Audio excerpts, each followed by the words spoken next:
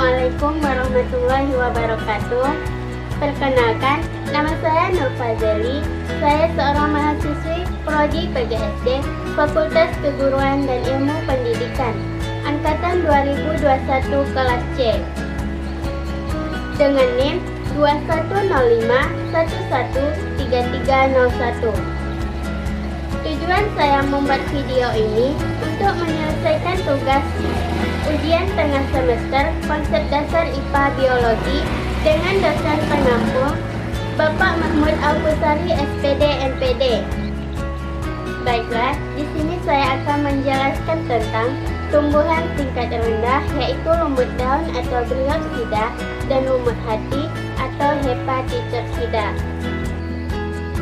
Indonesia merupakan negara yang memiliki keanekaragaman hayati tertinggi di dunia setelah negara Brazil. Brazil merupakan salah satu negara dengan flora terkaya dari setiap negara di dunia, dengan lebih dari 56.000 spesies tumbuhan. Tumbuhan lumut atau Bryophyta memiliki peranan yang sangat penting bagi kehidupan dan lingkungan kita, terutama pada ekosistem. Komunitas tumbuhan lumut atau Bryophyta memiliki banyak spesies dan kekayaannya sangat dipengaruhi oleh faktor eksternal, terutama air, cahaya, dan suhu yang membuat Bryophyta bisa menjadi bioindikator yang efisien. Bryophyta juga dapat menghasilkan oksigen melalui proses fotosintesis dan sebagai penyerap polutan. Bryophyta merupakan salah satu keanekaragaman hayati di Indonesia yang masih terabaikan, belum banyak diketahui, dan belum dimanfaatkan secara maksimal. Bryophyta terlihat seperti tumbuhan biasa yang tidak menarik, bahkan dianggap sebagai penyebab lingkungan kotor, sehingga sangat jarang diperhatikan. Bryophyta yang ada dan melimpah di Indonesia belum secara keseluruhan teridentifikasi. Keadaan seperti inilah yang bisa memungkinkan terjadinya kepunahan atau kurangnya informasi mengenai keanekaragaman tumbuhan lumut atau Bryophyta. Beberapa jenis tumbuhan lumut atau Bryophyta memiliki keunikan pada warna dan pola yang dibentuk sehingga terlihat seperti karpet. Lumut atau Bryophyta merupakan salah satu divisi pada tumbuhan tingkat rendah dan termasuk ke dalam kingdom Plantae. Bryophyta berasal dari kata bryon, artinya lumut, dan phyton berarti lembab atau basah, yang bila digabungkan menjadi satu kata berarti tumbuhan yang hidup di tempat-tempat lembab atau basah. Bryophyta merupakan tumbuhan yang hidup dan telah menyesuaikan diri dengan lingkungan darat. Bryophyta dapat hidup mulai dari dataran rendah hingga dataran tinggi, dari daerah tropis hingga daerah padang tundra di kutub.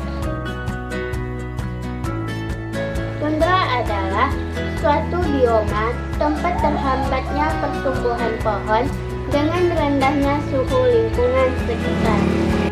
Oleh karena itu, daerah ini disebut daerah tanpa pohon. Bryophyta tersebar hampir di seluruh belahan dunia, terkecuali di dalam laut. Bryophyta merupakan peralihan dari tumbuhan bertalus atau Talophyta dan tumbuhan berkormus atau Charmophyta. Disebut sebagai tumbuhan peralihan karena tubuh lumut belum bisa dibedakan antara akar, batang, dan daun secara jelas. Bryophyta berkembang biak secara seksual dan secara aseksual. Perkembangbiakan secara seksual berlangsung dengan cara penyatuan antara sel kelamin jantan dan sel kelamin betina. Berdasarkan kedudukan gametoniumnya, Bryophyta dibedakan menjadi dua, yaitu lumut berumah satu atau monocoeous dan lumut berumah dua atau diocoeous. Lumut berumah satu atau monocoeous merupakan lumut yang di dalam satu individu terdapat antheridium dan archegonium. Misalnya yaitu Bryopsida atau lumut daun. Sedangkan lumut berumah dua atau diocoeous adalah bila dalam satu individu hanya terdapat antheridium atau archegonium saja. Misalnya yaitu Hepatitopsida atau lumut hati. Divisi Bryophyta dibedakan menjadi tiga kelas, yaitu Bryopsida atau lumut daun, Hepatitopsida atau lumut hati, dan Anthoceropsida atau lumut tanduk. Yang pertama yaitu Bryopsida atau lumut daun. Bryopsida merupakan tumbuhan lumut yang paling terkenal dan disebut sebagai lumut sejati karena struktur tubuhnya seperti tumbuhan kecil yang memiliki bagian akar, batang, dan daun. Bagian akar atau rhizoid tidak mempunyai jaringan penyokong dan jaringan pengangkut. Fungsi rhizoid adalah untuk menempelkan tubuh pada benda tempat hidupnya.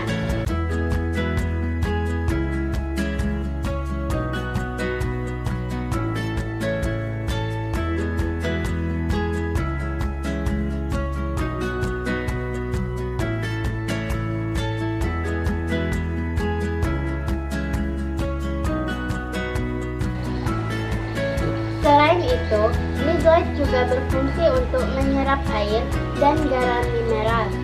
Batang Bryopsida tidak mempunyai jaringan pengangkut dan jaringan penyokong. Pertumbuhan batang Bryopsida terjadi secara memanjang dan terbatas. Bryopsida berkembang biak secara seksual dan secara aseksual. Fase seksual atau generasi penghasil sel gamet adalah tumbuhan lumut itu sendiri. Sel gamet jantan dihasilkan oleh antheridium, sedangkan sel gamet betina dihasilkan oleh archegonium. Bila antheridium dan archegonium telah masak, masing-masing akan menghasilkan sel spermatozoid dan sel telur. Hasil pembuahan spermatozoid dan sel telur adalah zigot yang akan selanjutnya tumbuh menjadi embrio. Embrio akan tumbuh menjadi badan penghasil spora atau sporogonium. Jadi, sporogonium sebagai hasil perkembangbiakan secara seksual merupakan turunan penghasil spora atau sporofit. Hingga mati, sporofit ini menyatu dengan tumbuhan lumut generasi gametofit. Ciri-ciri Bryopsida secara morfologi yaitu memiliki bagian menyerupai akar, batang, dan daun yang tersusun secara spiral dengan melingkari batang. Tubuh umumnya tegak, berupa talus, berdaun berupa sisik yang rapat, padat, dan memipih atau menumpuk. Hidup di tempat yang lembab atau basah, menempel pada tembok, batu, dan yang terlindung dari matahari. Pada tempat-tempat yang kering, Bryopsida membentuk talus berupa bantal atau gebalan, dan di atas tanah hutan seringkali merupakan suatu lapisan menyerupai beludru. Selanjutnya cirinya itu berwarna hijau, mempunyai daun yang sederhana yang mengandung kloroplas. Bagian-bagian tubuh lumut daun atau Bryopsida. Yang pertama yaitu kalitra. Ini yang paling atas, di mana kalitra merupakan tudung sporanium yang berasal dari dinding archegonium. Yang kedua yaitu sporanium. Yang ini yang berbentuk agak lonjong, di mana sporanium ini yaitu kotak spora yang merupakan tempat pembentukan spora. Yang ketiga yaitu vaginula. Ini yang di bawah sporanium, di mana vaginula yaitu selubung pangkal tangkai sporogonium yang berasal dari dinding archegonium. Yang keempat yaitu seta. Ini di bawah vaginula, di mana seta yaitu tangkai sporogonium.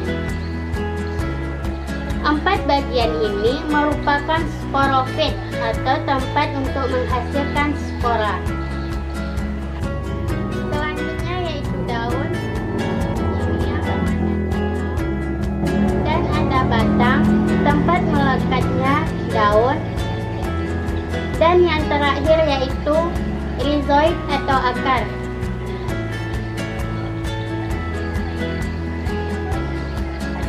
Lumut daun atau Bryopsida memiliki beberapa manfaat. Yang pertama, sebagai penyerap dan penyimpan air karena selnya menyerupai spons. Yang kedua, mencegah terjadinya erosi. Dan yang ketiga, sebagai penyedia oksigen dan dapat dijadikan sebagai ornamen tata ruang. Yang kedua yaitu Hepatitopsida atau lumut hati. Hepatitopsida merupakan tumbuhan hijau kecil yang berbentuk seperti lembaran-lembaran yang bercabang-cabang. Hepatitopsida banyak ditemukan menempel di bebatuan, tanah, atau dinding tua yang lembab. Bentuk tubuhnya menyerupai lembaran, mirip bentuk hati, dan banyak lekukan-lekukan. Hepatitopsida mempunyai tubuh yang terbagi menjadi 2 lobus, sehingga menyerupai lobus pada hati. Hepatitopsida belum ditemukannya adanya organ batang. Jadi, struktur tubuhnya seperti talus. Oleh karena itu, banyak pakar taksonomi yang menganggap bahwa Bryophyta merupakan tumbuhan peralihan dari Talophyta. Cara reproduksi Hepatitopsida yaitu secara seksual dan secara aseksual. Hepatitopsida melakukan reproduksi aseksual dengan sel yang disebut gamakap. Gamakap yaitu struktur seperti mangkok di permukaan gametofit, di permukaannya. Jadi, gema yang lepas dari tumbuhan induk akan tumbuh menjadi individu baru dan secara seksual yaitu dengan pembentukan antheridium atau penghasil sperma dan pembentukan archegonium atau penghasil ovum. Sel gamet yang dihasilkan oleh gametonium yang terdiri atas antheridium dan archegonium yang terdapat pada individu yang berbeda. Antheridium sebagai penghasil sel kelamin jantan mempunyai tangkai yang disebut antheridiophore, sedangkan tangkai archegonium disebut sebagai archegoniophore. Hasil pembuahan antara sel telur dengan sel spermatozoid adalah zigot, yang selanjutnya akan tumbuh menjadi embrio. Embrio berkembang menjadi sporofit yang akan membentuk banyak spora. Kemudian, dengan spora tersebut dapat tumbuh individu baru. Dalam siklus hidup yang normal, reproduksi seksual selalu terjadi secara bergantian dengan reproduksi aseksual.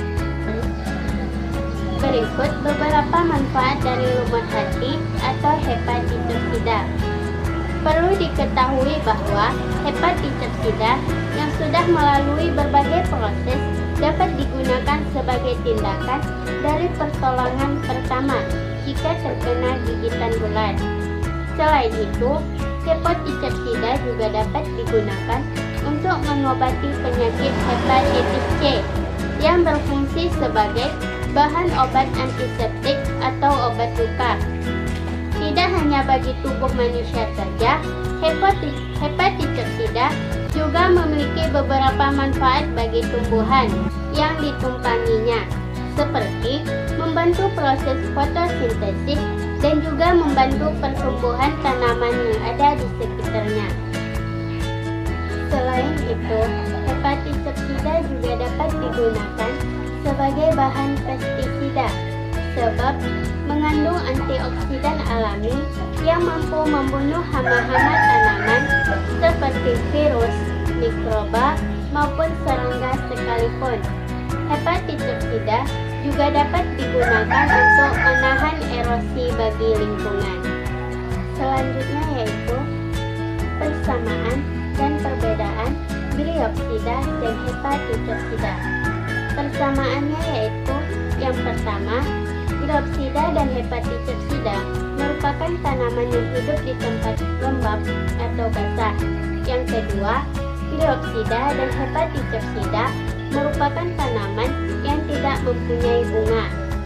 Persamaan yang ketiga yaitu brioksida dan hepatitoksida merupakan bryophyta yang tidak memiliki akar, batang, dan daun yang sebenarnya. Selanjutnya yaitu perbedaan brioksida dan hepatitoksida.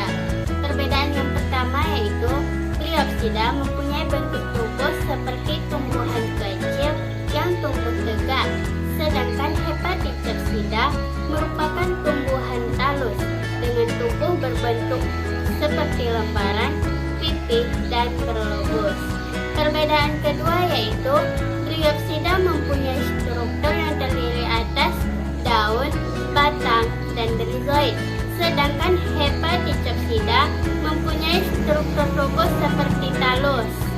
Baiklah, sekian penjelasan dari saya mengenai tumbuhan tingkat rendah yaitu lumut daun atau brioksida dan lumut hati atau hepatitoksida.